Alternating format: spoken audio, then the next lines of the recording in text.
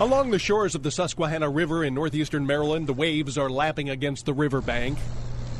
Occasionally, a fisherman reels in his lure. In the distance, you can hear the giant electric turbines spinning at the Conowingo Dam. Just one more lazy day along one of Maryland's premier waterways, and then the shooting starts. Hundreds of shots ring out in just seconds as dozens of camouflage-clad hunters gathered in a parking lot near the Conowingo Dam all take aim at the same quarry, which, despite all those shots, gets away completely unscathed, almost laughing as it goes. So what is it that could draw this kind of crowd to a cold and windy parking lot in a remote corner of Maryland? Bald eagles.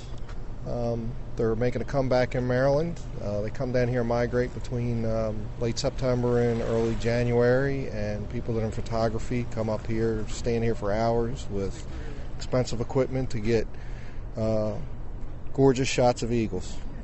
And it's all patience and luck. Which is more important? Patience. Mike O'Rourke of Perry Hall is one of the platoon of photographers who make regular pilgrimages to Conowingo, as it becomes for a few weeks each fall ground zero for East Coast eagle watchers.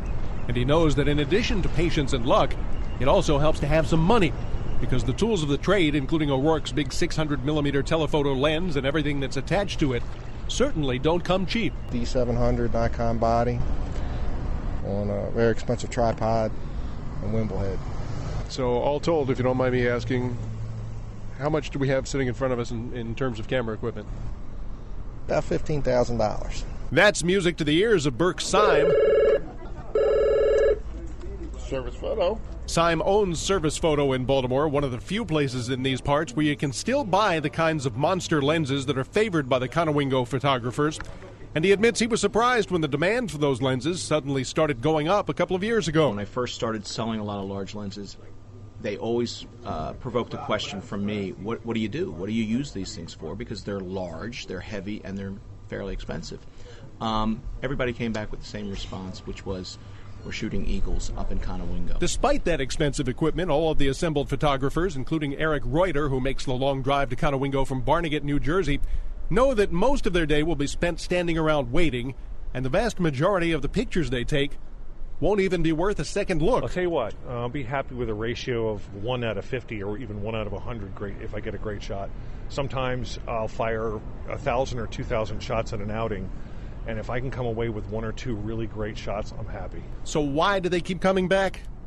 It's a simple question for Mike O'Rourke. A guy summed it up the other day I was talking to. He said, somebody asked him, what's your best eagle shot? And he said, the one I haven't shot yet. The next one. The next one. So, like so many other photographers just back from Conowingo, I'm sitting here in front of my computer hitting the same key again and again. Delete, delete, delete. And suddenly I know why when you hear the folks at Conowingo talk about those damn eagles, you're not really sure if they're talking about where they live or how they've cheated you out of the perfect picture one more time.